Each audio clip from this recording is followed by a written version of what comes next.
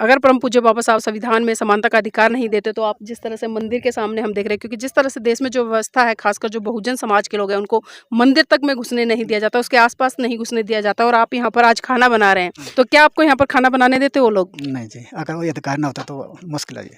जो SC/ST act है, जब आप उसका सहारा लोगे तो वहाँ पर जो है तनाव की स्थिति कम नहीं होती है, बल्कि वहाँ पर द्वेष, किसी भी अत्याचार को, किसी भी बात को अपराध नहीं मानते हैं, वो अपराध से ज़्यादा उसको बीमारी मानते हैं।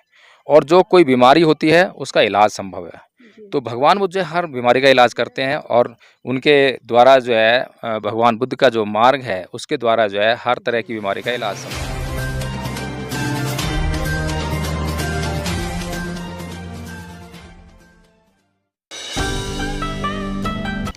नमस्कार, आप देख रहे हैं NB न्यूज़ 24/7 नीलम बौद्ध के साथ। और साथियों, आज हूँ मैं हिमाचल में हमने कई जगह भ्रमण किया है, और अभी वर्तमान में मंडी से लगभग 50 किलोमीटर मैं दूर हूँ, और आप देख सकते हैं कि पहाड़ों के बिल्कुल टॉप में हूँ, और मेरे राइट हैंड साइड में एक मंदिर है, और हम उधर से निकल रहे थे तो मैंने देखा यहाँ पर आज कुछ पूजा अर्चना हो रही है, कुछ गाने वाने बज रहे हैं, कुछ भजन बज रहे हैं, और कुछ लोग यहाँ पर बाहर खाना बना रहे थे। उनसे भी हमने जुड़ने का प्रयास किया और जानने का प्रयास किया कि आखिर यहाँ पर क्या हो रहा है और किस मंशा को लेकर हो रहा है। तो बहुत सारी चीज़ें यहाँ पर निकल कर आई, और ख़ासकर जो लोग यहाँ पर अर्चना पूजा कर रहे हैं या जो लोग यहाँ पर खाना बनाने का काम कर रहे हैं, कहीं ना कहीं वो लोग बहुजन समाज से आते हैं।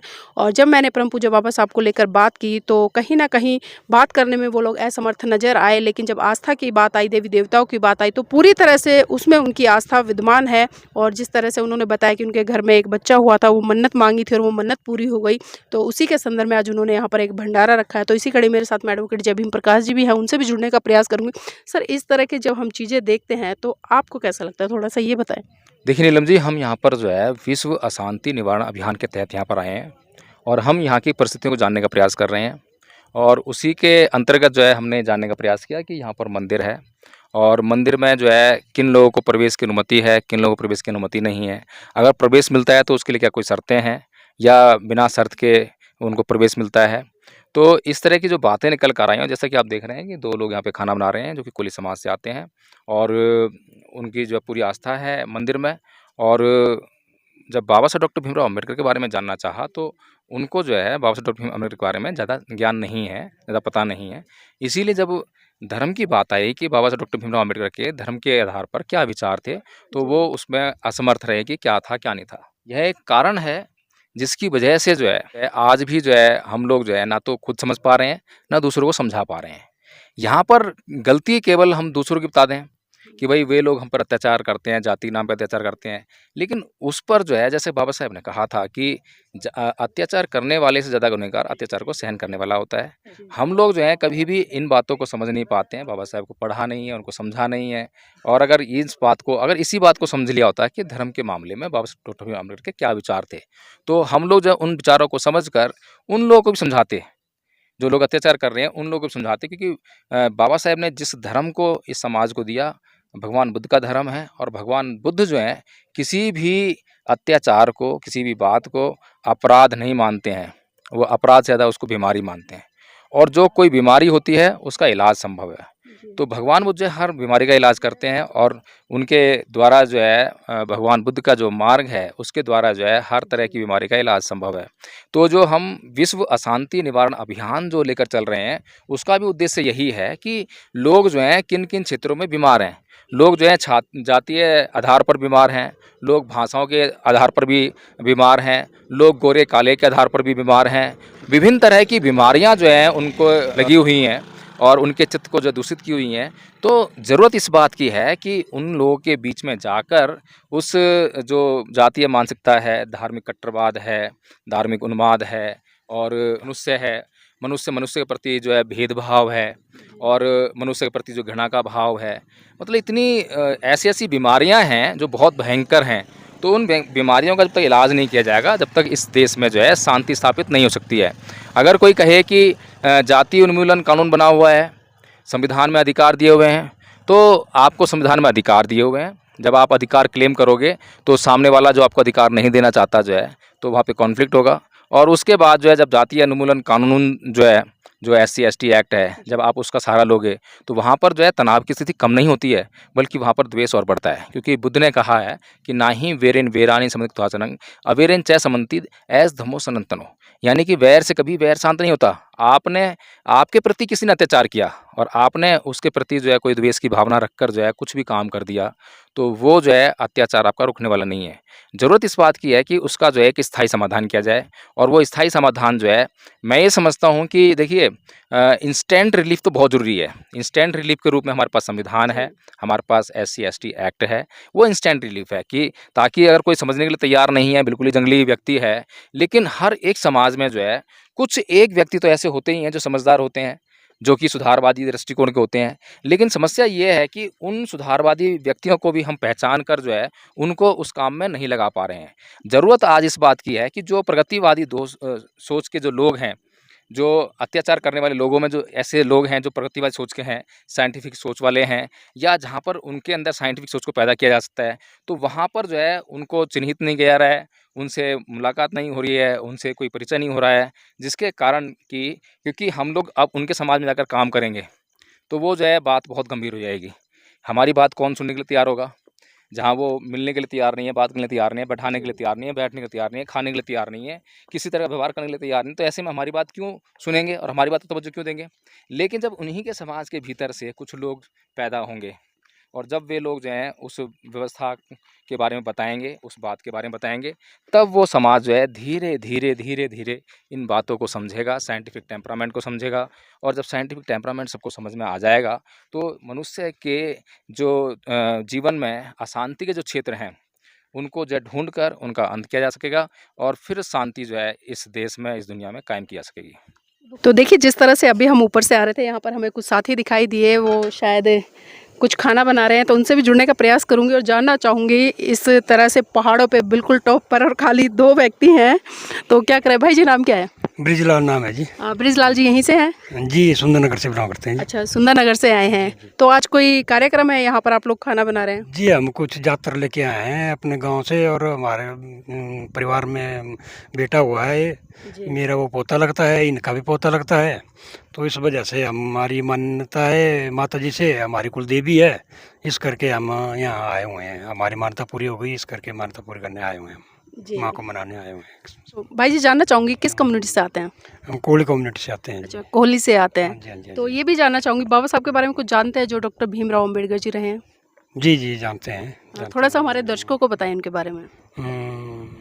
बाबा भीमराव के बारे में जी। जी। भीमराव जी भी इस किस बारे में पूछना चाहेंगे उनके बारे में? हम हाँ, तो उनके उन्हीं के क्वालिफिकेशन बारे में। जी। उनकी क्वालिफिकेशन के बारे में, अच्छे पढ़े लिखे आदमी हैं थे बेचारे, और उन्होंने हमारे समाज के लिए हर तरीके से प्रयत्न किए हुए हैं, और सबसे ज़्यादा पढ़े लिखे आदमी थे जिन्होंने संविधान को हमारे देश में लिखा है। जो हमारे संविधान आजकल कानून व्यवस्था चली हुई है, वो उनके द्वारा लिखी गई है। तो हिंदू धर्म के बारे में क्या कहा था डॉक्टर अम्बेडकर जी ने? जी, इस बारे में हम नहीं ज़्यादा अच्छा, इस बारे में नहीं जानते हैं। ये तो पता होगा कि उन्होंने कौन सा धर्म छोड़ा था और कौन सा अपनाया था? नहीं, ये भी नहीं, पर सुनी सुनाई बातें हैं भाई, बौद्ध धर्म उन्होंने अपनाया था पहले, और फिर वही हिंदू धर्म अपनाया भाई। हिंदू धर्म छोड़ के बौद्ध धर्म अपनाया था? हाँ, हिंदू धर्म छोड़ के बौद्ध धर्म अपनाया था भाई, ऐसा सुना था। तो कभी आपने जानने का प्रयास नहीं किया कि उन्होंने हिंदू धर्म छोड़कर बौद्ध धर्म क्यों अपनाया? जी नहीं, जी नहीं। अच्छा, प्रयास नहीं किया। तो देखिए, उनका अपना विवेक है और जितना वो जानते हैं उन्होंने बताया है। भाई जी भी हैं, उनसे भी जुड़ूंगी। भाई जी, नाम क्या है? ब्रिजलाल है मेरा नाम जी। ब्रिजलाल जी, आप भी सुंदरनगर से आए हैं? जी जी, एक फैमिली से बिलोंग करते हैं जी। जॉब करते हैं? जी, किस चीज़ में? HPS में है जी, बिजली बोर्ड में। अच्छा, बिजली बोर्ड में करते हैं। कौन से समाज से हैं आप? कोहली समाज से जी। कोहली समाज से हैं। तो बाबा साहब को मानते हैं, जानते हैं, या सिर्फ ऐसे? बिल्कुल बिल्कुल, पढ़ा है हमने भी बाबा साहब के बारे में, तो जी। अच्छे मतलब समाज के लिए अच्छे काम किए, अच्छा प्रयास किया उन्होंने, छोटी जाति को ऊपर उठाने के लिए मतलब काफ़ी प्रयास किया, भरसक प्रयास किया उन्होंने जी। और आज जो मतलब हमारा छोटा समाज है, उन्हीं के जो मतलब मार्गदर्शन पे चल रहा है, और उनके जो द्वारा बनाए गए कानून जो हैं वो आज इम्प्लीमेंट हो रहे हैं, तो छोटी जाति के लिए मैक्सिमम उनका योगदान बहुत अच्छा रहा है। नहीं, ये क्योंकि देखो हम देखते हैं बहुत सारे लोग कहते हैं कि छोटी जाति के लिए काम किया है, लेकिन जब उन्होंने संविधान लिखा तो वो हाँ जी। खाली छोटी जाति नहीं के नहीं लोगों खैर, जी, जी। मतलब इस वक्त मतलब हमें गर्व है, उनके जी। ऊपर गर्व है। जो अब आज हम छोड़ जाते हैं उनके ऊपर ना जी, मतलब अधिकार है, मतलब मैक्सिमम तो हमें अच्छे मतलब जीने का अगर है लगता है कि डॉक्टर अंबेडकर भारत देश का संविधान नहीं लिखते और उसमें प्रावधान नहीं करते नौकरियों में जो एक रिजर्वेशन की व्यवस्था है, तो आपको नौकरी मिलती? नहीं, नहीं मिलती जी।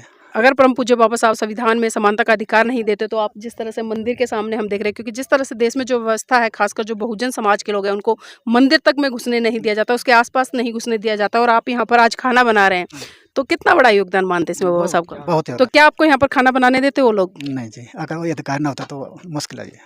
हाँ जी, इतनी बार हम ऐसा तो नहीं हुआ हमारे साथ। जी। जी। ये तो सर संविधान आने के बाद नहीं हुआ ना, क्योंकि संविधान में राइट्स आए, कानून बने, और जब अगर इस तरह से कोई करता है तो कानून तौर पे उसको सजा भी मिलती है। लेकिन कानून बनने से पहले, संविधान बनने से पहले जो स्थिति थी, अभी हम जो चर्चा कर रहे थे, तो क्या तब आप खाना बना सकते थे? नहीं, अगर नहीं। बनाते या जो दो लोग अत्याचार करते वो देवी रोक सकती थी? नहीं, देवी का तो इसमें रोल नहीं है ना जी। जी। अब ये आदमी के अपना द्वारा ये है, मतलब ना ऊँच नीच है ना जी, तो देवी के द्वारा कुछ नहीं ऐसा मतलब। डॉक्टर अंबेडकर ने खासकर इस देश के लोगों को एक मैसेज दिया कि आप एक ऐसे साइंटिफिक धर्म की तरफ जाइए जो कि मानवता की बात करता है, एक दूसरे के साथ भाईचारे को स्थापित करने की बात करता है, और सबसे बड़ी बात वैज्ञानिकता पे खरा उतरता है। लेकिन आज विडंबना है भारत देश की कि वो बौद्धिज्म की तरफ ना बढ़कर बल्कि आज भी कहीं ना कहीं उन कर्म कांड पूजा पाठों में उलझे हुए हैं। तो सर, लगता नहीं कि बाबा साहब की बात माननी चाहिए अगर उनके अनुयायी हैं तो आप लोग? हाँ, बिल्कुल, बिल्कुल। हाँ, बात उनकी माननी चाहिए पर हाँ जी। मतलब माननी चाहिए पर मानेंगे नहीं। हाँ, बिल्कुल नहीं मानेंगे, ये मानते हैं ना ये भी। जी। जो है मतलब इनके जो हर चीज़ मानते हैं, ऐसे कोई जो मानने वाले हैं, कुछ एक नहीं मानते हैं मतलब जी। नहीं, तो मानना मानना तो ये था ना कि किसी व्यक्ति ने हमें कहा कि आप यहाँ पर बैठ जाओ, तो हम तुरंत बिना सोचे समझे वहाँ पर बैठ गए। हाँ जी। तो मानना ये होता है, लेकिन हम मान ही नहीं रहे हैं। हाँ, ये तो है बिल्कुल, बिल्कुल जी। तो क्या इस दिशा में कोई प्रयास रहेगा आप लोगों का आगे? हमारा प्रयास रहेगा जी, बिल्कुल ऐसी कोई बात नहीं है। हाँ जी। तो बहुत बहुत धन्यवाद भाई साहब हमारे साथ जुड़ने के लिए। और देखिए जिस तरह से अभी भाई जी ने बताया है और दूसरे भाई जी थे उन्होंने भी चर्चा की है कि बाबा साहब का योगदान उनके जीवन में है, और जिस तरह से बाबा साहब ने बुद्धिज़्म की तरफ बढ़ने का लोगों को एक संदेश दिया। लेकिन आज कहीं ना कहीं लोग सिर्फ को मान रहे हैं, उनको जानने का प्रयास बिल्कुल भी नहीं कर रहे हैं, और उसी का कारण है आज जिस तरह से देश में जो जाति के आधार पर कहीं ना कहीं अत्याचार, शोषण हो रहा है, भेदभाव हो रहा है। और देखिए जिस तरह से अगर मैं आज़ादी के 75 साल के बाद भी बात करूँ, भारत देश में जिस तरह से जो जाति व्यवस्था है वो आज भी बुरी तरह से विद्यमान है। भले भले आज लोगों को मंदिर में जाने की अनुमति मिल गई है, लेकिन सही रूप में कहीं ना कहीं अगर आज हम देखें जो जाति व्यवस्था है, जाति व्यवस्था ने आज भी बहुत एक गहरी खाई लोगों के बीच में स्थापित कर रखी है। तो आज कहीं ना कहीं लोगों को वैज्ञानिकता की तरफ बढ़ना चाहिए, और जिस तरह से जो जातीय भेदभाव है उसको हम देखते हैं पूरे भारत देश में, अगर उससे निजात पानी है तो बुद्धिज़्म की तरफ बढ़ना होगा, तभी अपने साथ साथ वो पूरे समाज का और देश का कल्याण कर पाएंगे।